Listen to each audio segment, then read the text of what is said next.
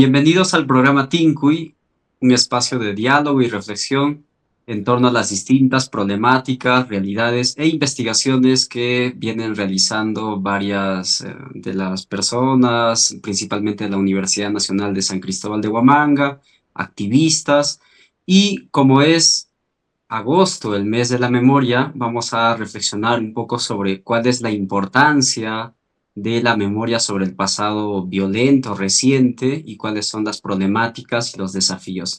Para ello nos encontramos con Tania Pariona Tarqui. Ella es activista indígena de derechos humanos, nacida en el distrito de Cayara, la provincia de Víctor Fajardo en Ayacucho.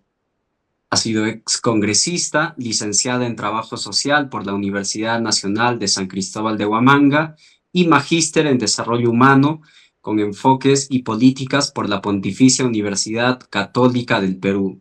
También es miembro del Enlace Continental de Mujeres Indígenas de las Américas, cuyas siglas son EIGMA, asociada del Centro de Culturas Indígenas del Perú, de Chirapa, y actualmente es becaria de Ford Global Warriorship. Hola Tania, ¿cómo estás? ¿Cómo estás, José? Allingliachu, Ñujapasallinlia, Cachicani, Kailactanchikpi. Muchas gracias por la invitación a Tincuy.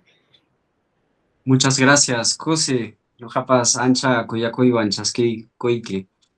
Muy bien, para podernos aproximar un poco al campo de la memoria, ¿cómo debemos de entender la memoria sobre el conflicto armado interno, más aún en Ayacucho? A hablar del conflicto armado interno en el Perú resulta ser un tema que toca muchas sensibilidades humanas, diría también aspectos culturales y, por supuesto, aspectos políticos. Y en el Perú no tenemos una sola memoria, tenemos muchas memorias y hay que referirnos a ellas en sentido plural. Estas se han transmitido también oralmente de generación en generación.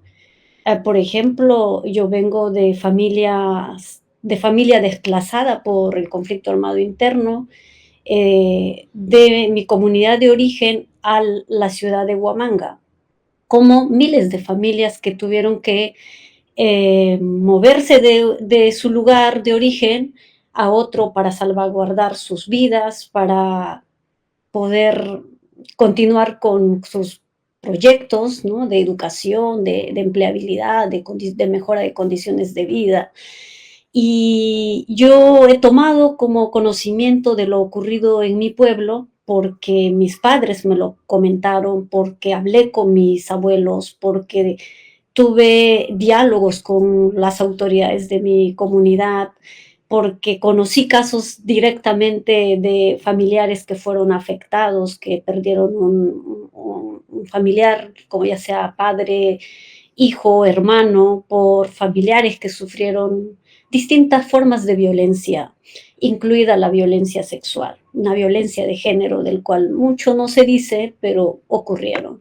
Entonces hay una forma de memoria que también lo hemos ido conociendo de la oralidad, de la historia viva, de un pasado reciente que no termina de ser un tema pendiente de justicia, que es un tema que nos encrispa muchas veces en los debates y en las conversaciones cuando se dan, por ejemplo, dentro de los poderes del Estado o dentro de los ámbitos de toma de decisión.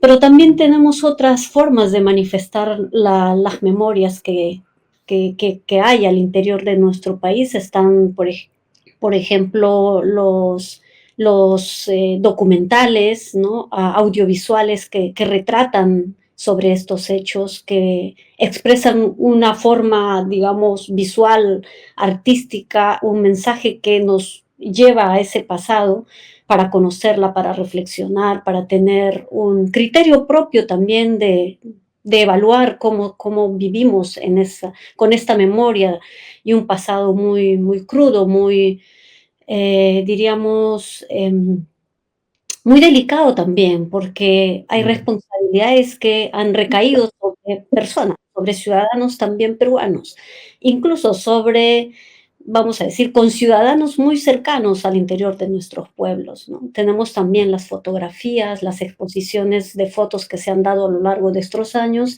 han dado cuenta de imágenes propias de ese tiempo, y por supuesto están los testimonios eh, de víctimas directas sobrevivientes o de los familiares.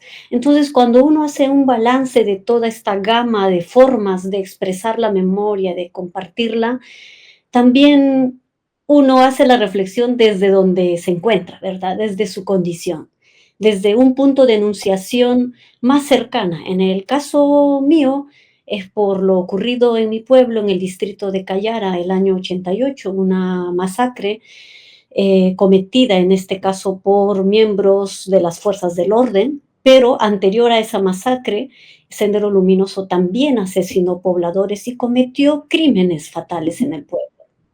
Y claro, mi punto de enunciación es también como hija de familias desplazadas, un miembro de la familia que tuvo entre sus, digamos, familiares también afectados directamente. Entonces, mi lectura sobre la memoria posiblemente parta desde ese lugar, ¿verdad? Porque es una historia vivencial, es una historia muy cercana y que tiene que ver también con la ligación que yo tengo con mi pueblo, porque no es solo familiar, es también con mi comunidad y las cientos de comunidades que tuve la posibilidad y la oportunidad de conocer y de escuchar sus testimonios, sus historias dolorosísimas y su anhelo de justicia. Y en el Perú, para como decir en un término crítico y resumido, yo creo que se han instaurado hasta dos líneas de pensamiento sobre la memoria. Una ujú, primera tiene que ver con esta memoria hegemónica, discursiva, instaurada por algunos gobiernos de turno, específicamente por el fujimorismo y el gobierno de Lapra, con quien fue presidente Alan García, cuyos mensajes eh, solo señalaban y señalan, porque han sostenido esto por décadas y lo siguen haciendo, y señalan que los perpetradores de este conflicto o en este periodo de conflicto serían únicamente los miembros de las fuerzas subversivas, en este caso, miembros de Sendero Luminoso, y que las fuerzas del orden cometieron excesos, ¿no? En su lucha contra subversiva y que son casos aislados, ¿no? Y cuando en realidad hubo patrones sistemáticos para asesinar personas, masacrar comunidades enteras, se ejecutaron planes específicos, como en este caso el plan persecución en Cayara. O sea, hay un patrón sistemático que no demuestra que hayan sido casos aislados o únicos o que se cometieron en su lucha contra subversiva. Es que hubo una orden y una cadena de mandos que compromete a distintos actores políticos y ujú. también, por supuesto, directamente a miembros de las fuerzas del orden. Entonces, esta memoria hegemónica ha sido y sigue siendo un instrumento también politizada.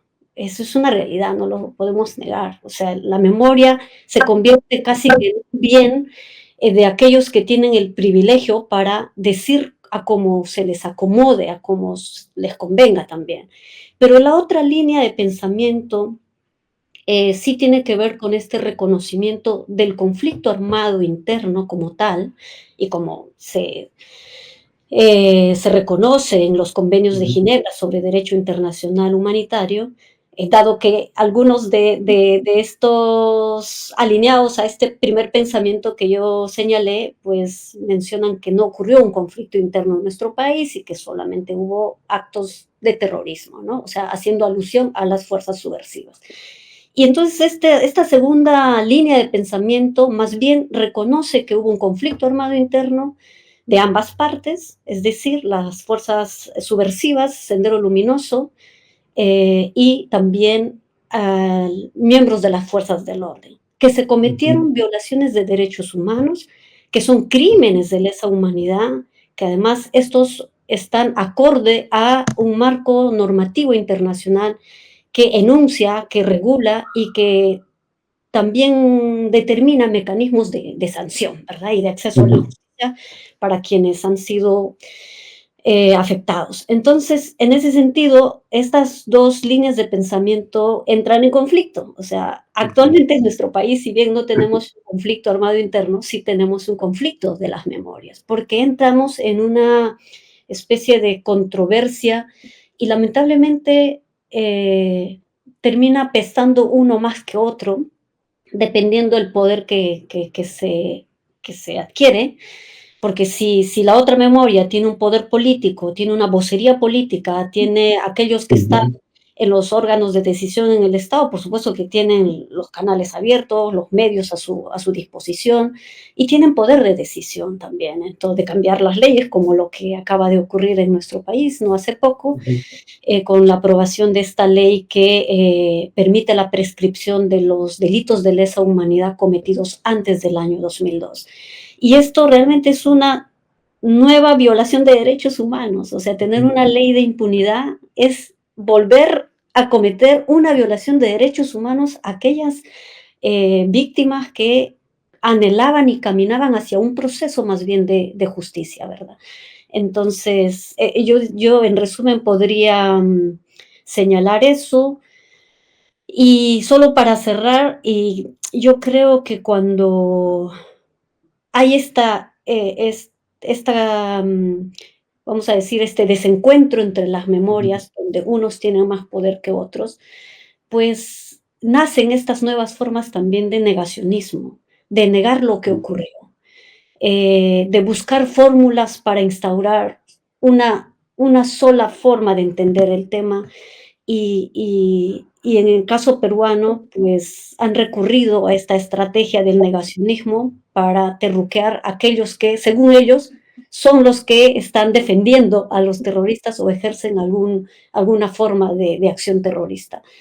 Caso que es realmente inaceptable, inadmisible, ¿verdad? Porque creo que el trabajo demostrado por décadas de parte de los familiares de las víctimas y de comunidades que hicieron todo un trabajo de reconstruir su comunidad, de, de trazarse una meta en la búsqueda de un familiar o de la restitución de los cuerpos, etcétera, pues es más bien lograr que en nuestro país tengamos un proceso, ojalá que nos acerque a un nivel de conciencia sobre la memoria de este pasado ujú, reciente, para justamente no repetirla, para justamente saber quiénes somos, de dónde venimos, con qué historial del pasado estamos hoy queriendo reconstruir un país, ¿no?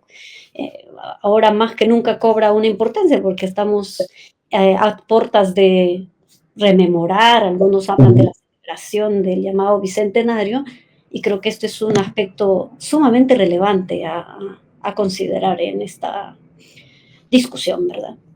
Claro, y entonces hay una multiplicidad de memorias en el día a día, algunos que tienen mucho mayor ejercicio, se posicionan, hay representantes de determinado discurso que genera el negacionismo y que a su vez va haciendo cambios y todo eso, ¿no? Pero en este campo complejo que nos has descrito, ¿cómo es o cómo están los avances en una política nacional de memoria? ¿No? Si bien es cierto, la Comisión de la Verdad y la Reconciliación en su informe resalta un aspecto muy importante que debe ser el Estado en perfilar una política nacional de memoria que pueda a lo mejor tender como unos estándares básicos para que estas múltiples memorias puedan ayudar a construir una sociedad que pueda sacar lecciones sobre su pasado y no cometer o perpetuar estas mismas lógicas que motivaron el conflicto armado en la actualidad, ¿no? Entonces, ¿cuál es el panorama dentro de estas iniciativas desde a nivel político en el campo de la memoria? Yo creo que estamos atendiendo a un escenario bastante complejo, difícil en nuestro país en este momento, porque hace tal vez no más de 5 años, cuando yo estaba todavía aún en el Parlamento, teníamos la propuesta Ujú. y lo expresamos, lo verbalizamos abiertamente de la necesidad de tener una política nacional de memoria, para que incluso dentro de la currícula educativa los estudiantes pudieran abordarlo como parte del curso de ciudadanía o historia, pero que sea un tema de discusión. Y esto realmente se tornó más difícil, dado que la crisis política empezó a rebasar más. Y en este escenario actual yo creo que es aún imposible, porque ya se dieron algunas, acciones, más bien en contra de esta posible, digamos, salida a un tema tan tenso que Ujú. necesita un camino, que necesita una posibilidad de abordaje honesto, ¿no? Un abordaje serio, para construir cultura de paz en nuestro país. Se borraron algunos términos de determinados libros que están asignados para la educación básica regular desde el Ministerio de Educación, que se hace una distribución a los docentes, y entre los términos que se borraron está justamente eso, está memoria, está derechos humanos, está género. Realmente es un escenario muy, muy complejo, y poder plantear en este escenario la posibilidad de tener una política nacional de memoria, no veo, digamos, conveniente, y más porque tenemos un parlamento que ha retrocedido con acciones muy, vamos a decir, lesivos a los derechos humanos, muy contrarios incluso a la propia normativa ya vigente hace muchos años en nuestro país, ¿no? Y con marcos normativos internacionales que el Perú ha suscrito y que hoy se niega que tengan un carácter también legal o vigencia o que sean vinculantes a las normas Ujú. nacionales. Entonces, el escenario no nos permite, sin embargo, yo creo que sí es necesario. Ojalá en otro escenario político en donde podamos comprender que la memoria es un aspecto elemental para la construcción de ciudadanía consciente, para generar un pensamiento crítico sobre la historia, para generar una posibilidad de justicia más digna para los afectados, para los que tienen un familiar aún esperando, teniendo la esperanza de saber algo sobre la verdad, sobre la historia de este pasado reciente. Entonces, sí necesitamos un lineamiento que nos permita abordarlo esto de la manera tal que no termine en la confrontación, no sea el resumen como el que Ujú. iniciaba: "Estamos en conflicto, no hay diálogo, no hay comprensión". Y creo que tiene que ver con, justamente, tiene que ver con la política y el poder. O Ujú. sea, lamentablemente los poderes fácticos han hecho uso de la memoria como un instrumento politizado para jugar también, vamos a decir, sus propios intereses y sin considerar a los actores. Esta ley de impunidad fue aprobado en momentos en que familiares de las Ujú. organizaciones de víctimas estaban en el Parlamento dentro queriendo conversar con los legisladores. Y en minutos ellos votaron a favor y lo aprobaron por mayoría. ¿Eso qué te indica? Que no tenemos un poder legislativo capaz de construir, mucho menos una política pública de esta naturaleza, y al todo lo contrario, contravenir a todo el marco legal vigente en nuestro país y también en el plano internacional. Entonces, no hay un escenario.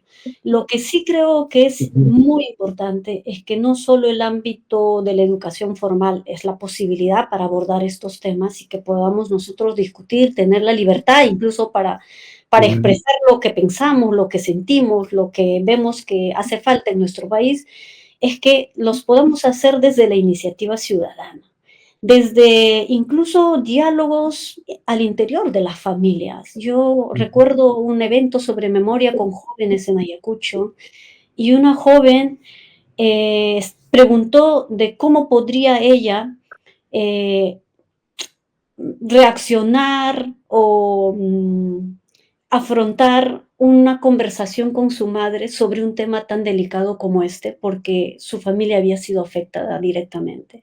Y que cuando ella intentó hacer esa conversación, su mamá lloraba muchísimo y que a ella le afectaba, porque, ver a tu madre en llanto y no sabes cómo contenerla y cómo abordar el tema es dificilísimo, imagínate, al interior de la. Ujú, Entonces ella decía que quería un apoyo, que quería alguna herramienta que le permita abordar ese tema sin que afectara a su mamá, ¿verdad? Porque son temas sumamente sensibles. Digamos, tienes esta historia, esta microhistoria, ¿no? Al interior de una familia y de pronto tienes a otro actor más grande, más poderoso, ¿no? ujú. Un poder dentro de la estructura del Estado, emitiendo un mensaje en contra de esa memoria, negando lo que pasó y además aduciendo a que los que exigen derechos humanos, la justicia y reparaciones son terroristas. O sea, imagínate el dolor que uno siente, Ujú, ¿verdad? Al hacer esta, digamos, relación, pero sí es necesario. Yo creo que es un ujú. tema eh, que está pendiente, que todavía, a pesar de los años ya avanzados, después de la entrega del informe, ya del informe de la Comisión de la Verdad, em, aún sigue siendo un tema que Ujú. requiere ser abordado, discutido, reflexionado, ¿verdad? Claro, y dentro de este mismo campo son estas memorias hegemónicas que más bien promueven discursos de odio, de deshumanización, de revictimización, como los mencionas, ¿no? Y dentro de la cotidianidad de la sociedad civil, ¿qué iniciativas existen o has podido rastrear a lo largo de tu trayectoria en torno a estas posibilidades en cómo se va configurando la memoria como un campo de resistencia, de crear a través de los tejidos, y cómo está esto en Ayacucho, ¿no? Un poco para poder comprender. Ya. Sí, muy importante lo que dices, José, al mencionar memoria como un mecanismo de resistencia. Absolutamente. Yo creo que la memoria en Ayacucho ha permitido, la posibilidad de cohesionar algunos grupos, a las organizaciones, los colectivos de derechos humanos. Un ejemplo claro tiene que ver con las madres de ANFACEP, esta organización que agrupa a decenas de madres que no han renunciado a su derecho a la justicia y tienen la memoria viva para contarla, para incluso ofrecer su testimonio y decir, yo lo he visto, he vivido, he sido parte de este escenario en donde mi familia tuvo que desplazarse, o yo tuve que escapar, o yo vi cómo asesinaron a mi padre, o etcétera, etcétera. Entonces, sin embargo, ha sido un mecanismo de resistencia cultural, por un lado, porque muchos pueblos también se han visto fracturados en el aspecto cultural al interior de sus pueblos. Por ejemplo, ¿no? Yo recuerdo en el caso de mi pueblo, Ujú, los abuelos, nuestros abuelos contaban que antes se sembraba y se cosechaba con música, con alegría, con el pulpín, la guitarra, todos ahí bailando. Y claro, sucedido la masacre y bueno, los asesinatos, antes de la masacre el pueblo empezó a ser fúnebre, ¿no? Entonces decía, ¿quién va a danzar y cantar en tiempos de siembra y cosecha cuando sabes que te faltan 39 paisanos, con poblanos de tu pueblo, ¿no? Entonces, eso también ha fracturado la parte organizativa cultural y entre otros aspectos, porque hay gente que también ha sufrido una fractura organizativa comunitaria, la desconfianza, el desarraigo familiar, un miembro con otro, porque alguien tuvo que irse lejos, o los hijos tuvieron que vivir unos con los abuelos, otros en Lima, toda esta fractura social, ¿no? O desestructuración también comunitaria. ujú. Entonces, la memoria ha permitido, en muchos casos, a que se vuelva a cohesionar, a contactar nuevamente a los familiares migrantes. Ejemplo de ello son varios de nuestros paisanos de Ajomarca, de Lucanamarca, de Casocavitos, de Cayara, de Soras, ¿no? Que Ujú. dada esta historia, esta memoria, muchos hermanos empezaron a recontactarse para seguir exigiendo justicia para sanar también sus dolores, para compartir sus vivencias entre migrantes y residentes del pueblo. En Cayara así se constituyó la Asociación de Familiares Afectados por la violencia, y los hermanos de Pisco, Cañete, Ica se rearticularon. Entonces la memoria también permitió esta recuperación social, cultural, afectiva también entre los miembros de la comunidad. En otros casos, la memoria también significó la no renuncia a la justicia, a la verdad y Ujú. la búsqueda de la verdad, además como un proceso de mínimo reconocimiento y reparación. Uno tiene derecho a saber de lo que pasó, ¿no? Porque como te digo, hay memorias estas que resultan colocarse como oficiales, no, esto pasó, y la gente dice, no, eso no pasó, ¿no? Yo quiero demostrar que en mi pueblo pasó más bien algo diferente, que no coincide con este discurso. Entonces, sí, la memoria se ha colocado desde distintos, vamos a decir, estrategias, iniciativas. Tenemos los lugares de memoria, por ejemplo, construidas muchas de ellas por iniciativas de las comunidades y con el apoyo de instituciones como el Ministerio de Justicia hace varios años, con recursos naturales, plantas, piedras, flores, prendas, y todo lo que la gente creativamente puede recuperar y volver a ese lugar donde ocurrió un hecho tan doloroso, trágico, para convertirlo en un santuario y la gente pueda ir a poner una vela, pueda colocar ramos de flores, hacer acciones conmemorativas cada año y que esto les permita tener una acción colectiva. Entonces, eso también es muy importante porque experiencias como estas también ya ves que permiten no solo cohesionar socialmente, sino también proyectar nuevas acciones por el bien comunal, ¿no? O por el bien común. Ya necesitamos hacer algo por el pueblo.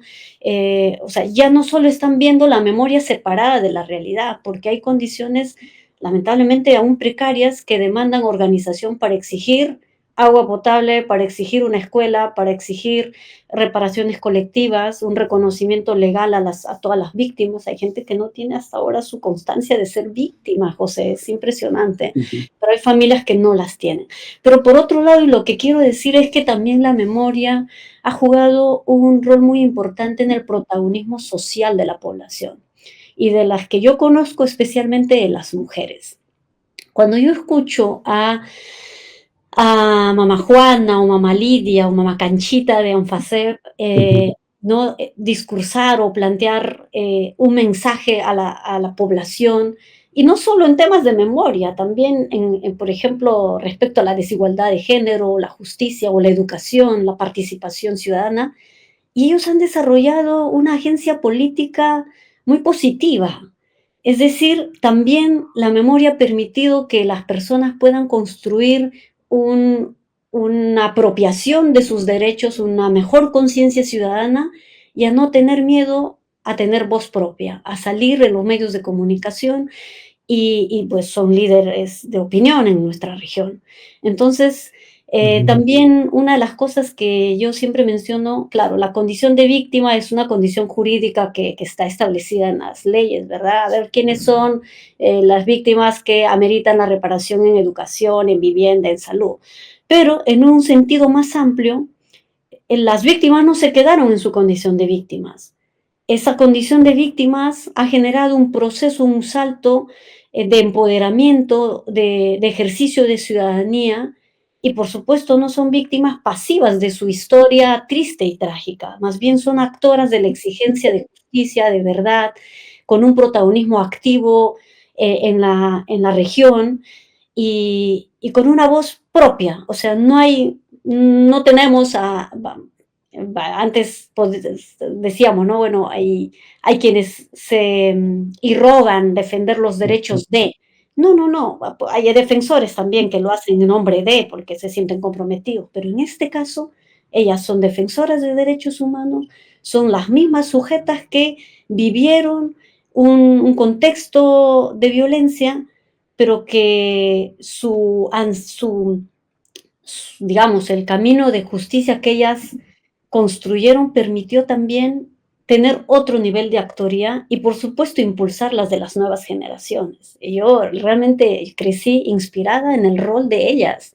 O sea, ver ahí a mamá Angélica y otras lideresas en mi adolescencia en Huamanga, a mí me formó también como activista, ¿no? Y no quedarme callada y tener que decir lo que está pasando o lo que necesitamos para Ayacucho, en estos temas relativos a derechos humanos especialmente. Entonces, es un proceso también intergeneracional que creo que ha permitido construir desde la memoria. Es decir, la memoria no solo es recordar el pasado, yo creo que hay que verlo desde distintos puntos, yo diría multidimensional, vamos a decir, Ujú. porque sí impacta, ¿no? En la ciudadanía, en los derechos, en la capacidad colectiva, en la agencia política de las mujeres.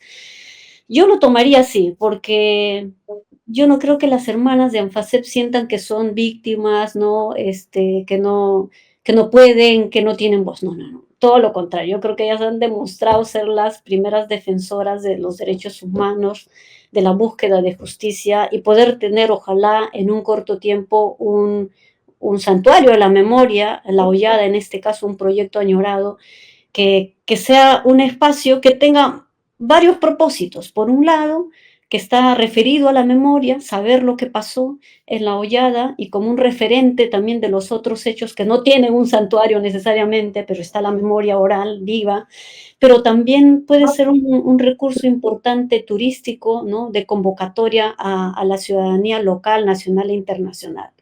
No hay país que no tenga lugares de memoria.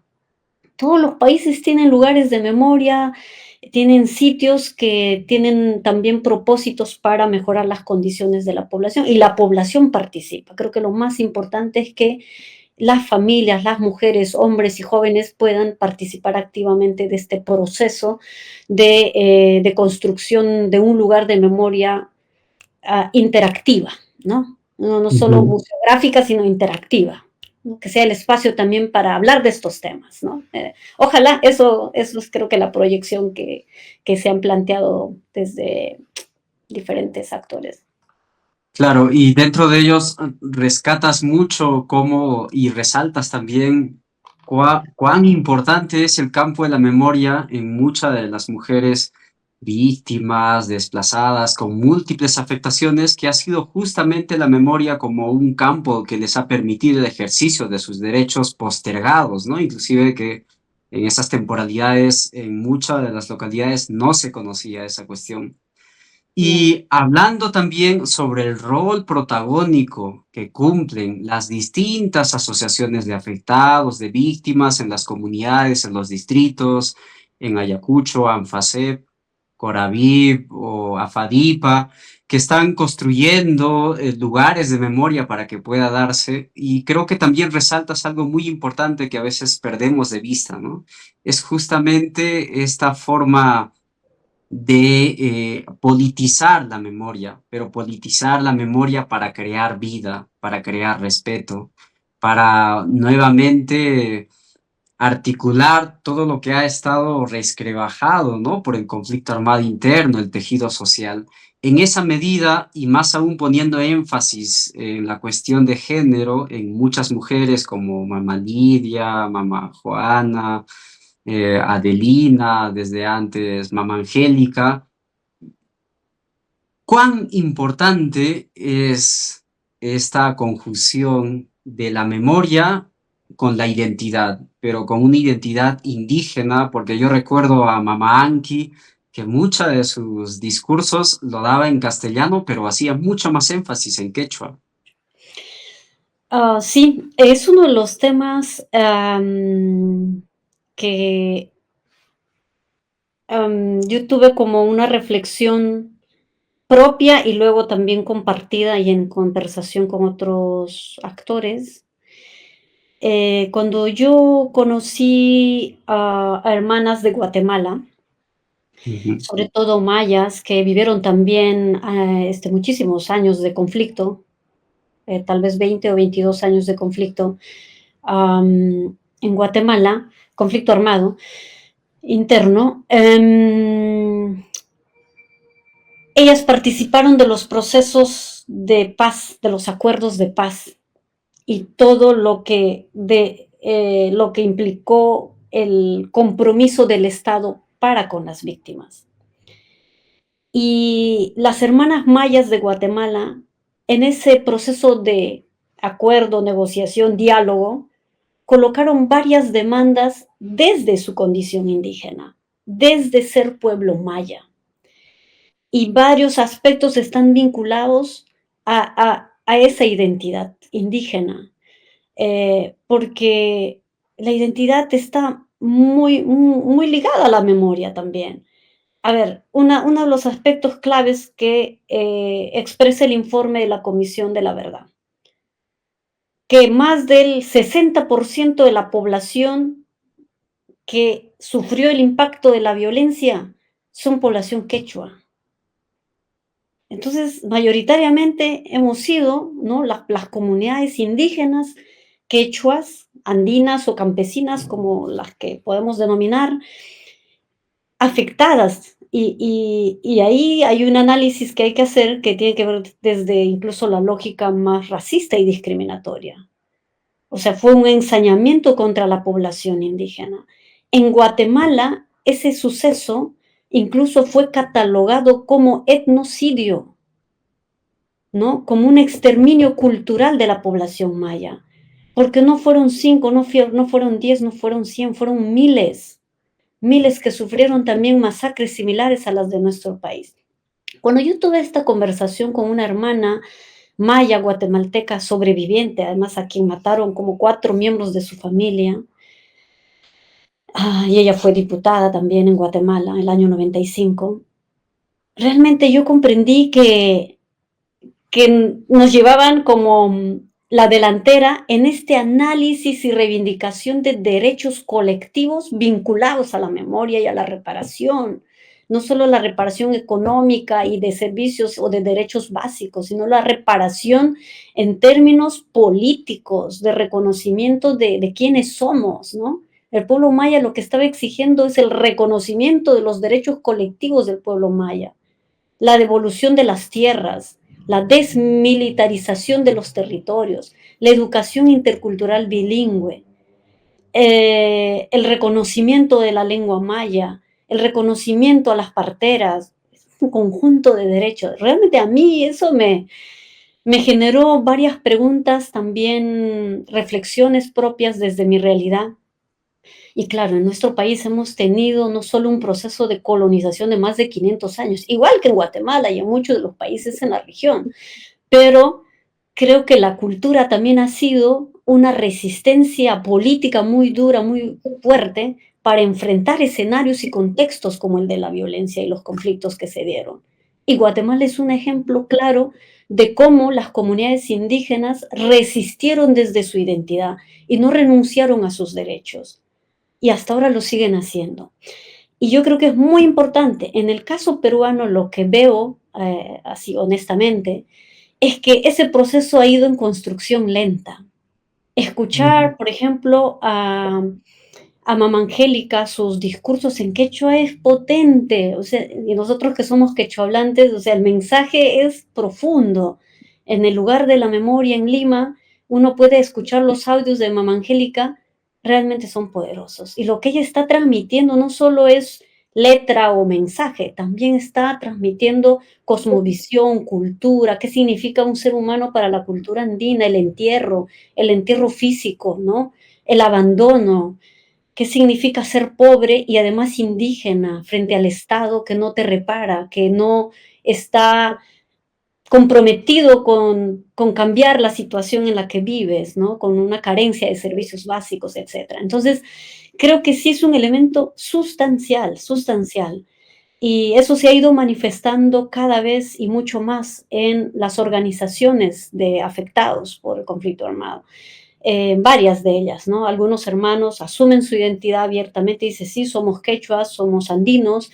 No he visto que haya una apropiación fuerte, fuerte de lo indígena y eso podemos comprenderla porque en nuestro país hemos sufrido no solo la colonización, sino también la campesinización que nos hizo Ujú. saber o poner la idea en la mente en que lo campesino es mejor que lo indígena o esta confusión entre indio e indígena, ¿no? Y la forma despectiva con la que se utilizaba el término indio, ¿no?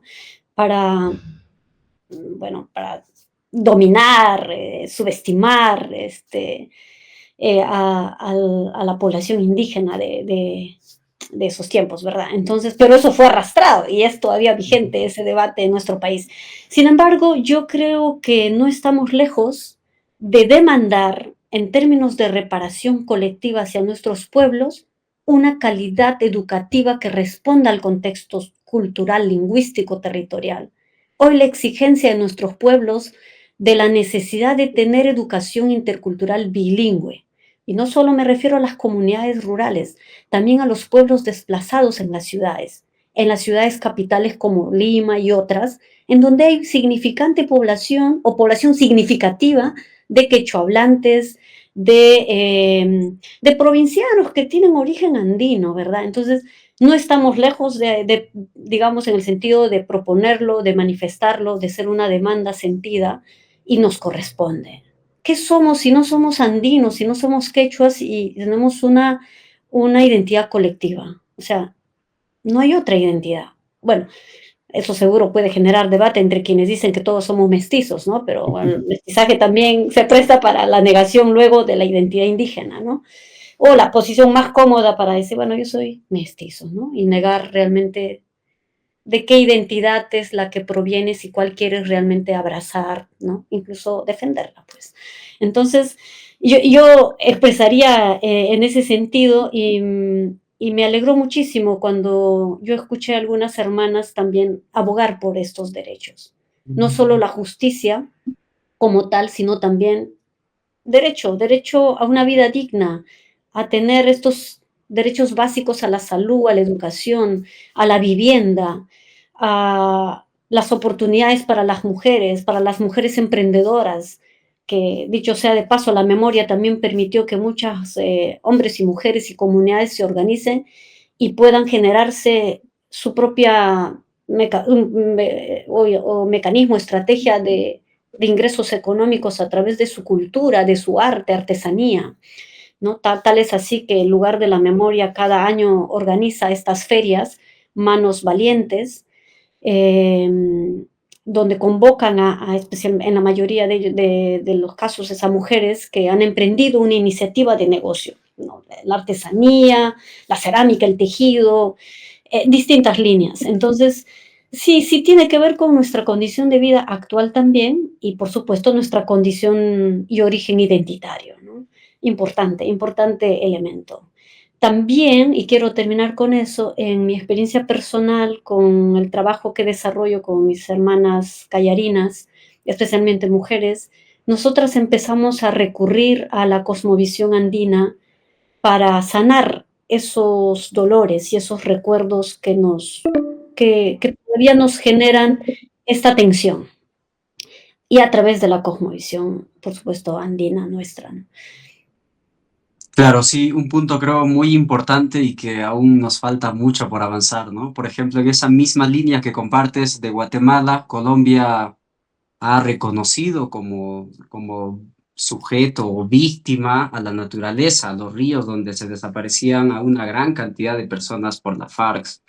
Entonces, creo que sí son temas pendientes que no nos hemos puesto a pensar ¿no? En cómo también dentro de nuestra lógica, de nuestra ontología, pues la naturaleza tiene vida, los apus han sido bastante dañados, han sufrido por el conflicto armado, ¿no? Sí. Yendo un poco al otro ámbito, ¿no? Y justo también les invitábamos a que puedan revisar la página, el Centro de Documentación e Investigación del Lugar de la Memoria, donde Tania Pariona, ¿no? Publicó un libro que se llama Callara, ¿es posible la reconciliación? Quiero preguntarte también como para que puedas dar determinados atisbos a las personas y dejar esta curiosidad y que puedan consultar también el libro, ¿no? ¿Es posible la reconciliación a pesar de estos campos injustos, jurídicos, retrocesos, negacionismo? Sí, yo creo que es una de las preguntas que nos hacemos, eh, Y mi reflexión en torno a la reconciliación parte básicamente por el reconocimiento de las múltiples memorias. No puede ser que en nuestro país prevalezca esta memoria hegemónica que además intenta utilizar su poder, su posición, y a favor básicamente de una negación del pasado y mucho menos la impunidad. Eso es un primer término y un principio básico. Sin ella no podríamos dar un paso siguiente. Y también implica que no se renuncia a la dignidad. La dignidad humana es un principio elemental de los, o sea, universal, ¿no? Ujú. Es el límite de lo que uno podría definir como, bueno, hago lo que me convenga, ¿no? Tienes que respetar la dignidad humana y uno mismo pues la defiende, lo valora, lo cuida también, em, coherentemente a sus aspiraciones, a sus proyectos.